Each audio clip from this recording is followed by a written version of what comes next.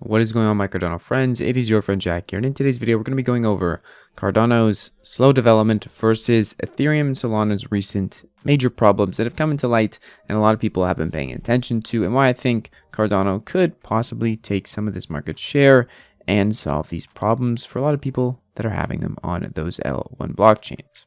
Now, by no means am I saying that Ethereum is a complete waste of time and there's no value in it. Clearly, there's a lot of value in it. It's the second most valued blockchain out there.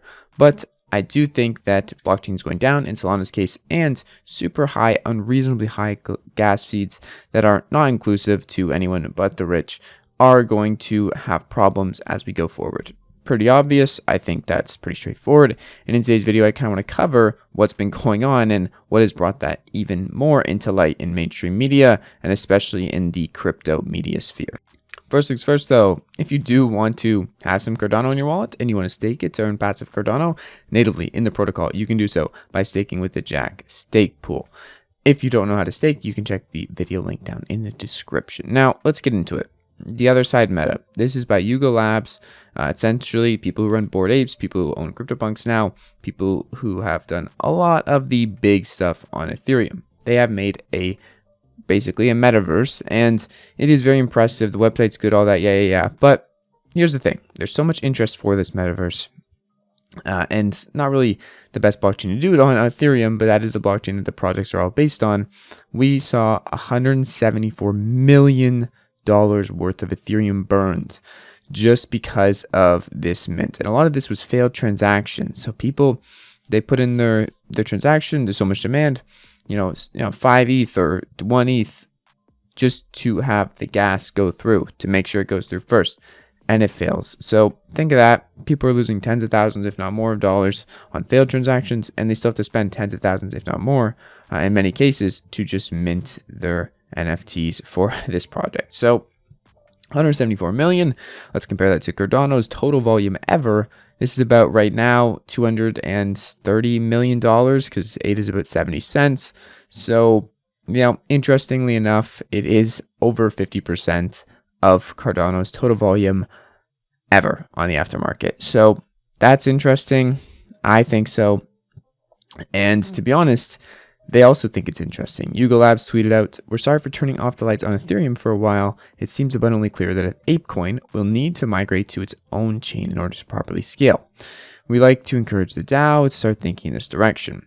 Oddly enough, there is a Cardano ERC20 token converter that's being developed for many months, if not years now, essentially bridging any ERC20 token over from Ethereum to Cardano. Now, this bridge is not public open source, but there is a functioning working version for SingularityNet, or AGIX, the token on Ethereum, to bridge straight to Cardano.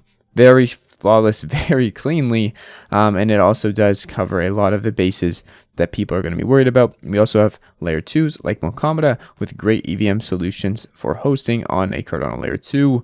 There's a lot of options there for something like ApeCoin to potentially go to Cardano. Now, I don't know if that's going to happen, but I'm just saying it's interesting. They're saying this, and there is a solution to another very decentralized L1 blockchain being Cardano.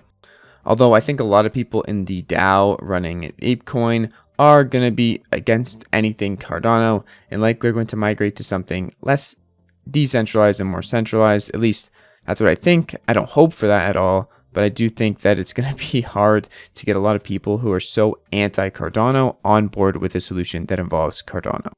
Moving past Cardano and Ethereum together and working together, we also have Solana. Solana has went down many times in the past year. Once again, Solana block production has been halted on mainnet beta. They just add beta in there, I guess, so it doesn't hurt as bad. But yeah, it's Solana mainnets. I don't know why they put the word beta in there half the time. It doesn't make sense to me. It's still valued at tens of billions of dollars. Probably should not just suffix things with beta. Now, this has happened before. They're doing, they're doing crowd control basically inside of Discord for their validators.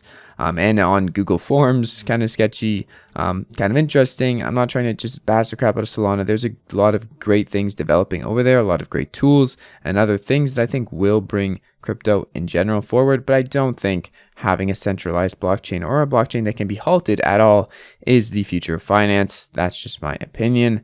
In contrast to that, Cardano has been running for 1,675 days without fail on mainnet beta ?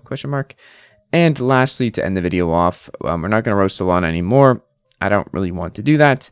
We have just something for you to note. If you want to trade your NFTs on Cardano, please do not use escrow services from humans.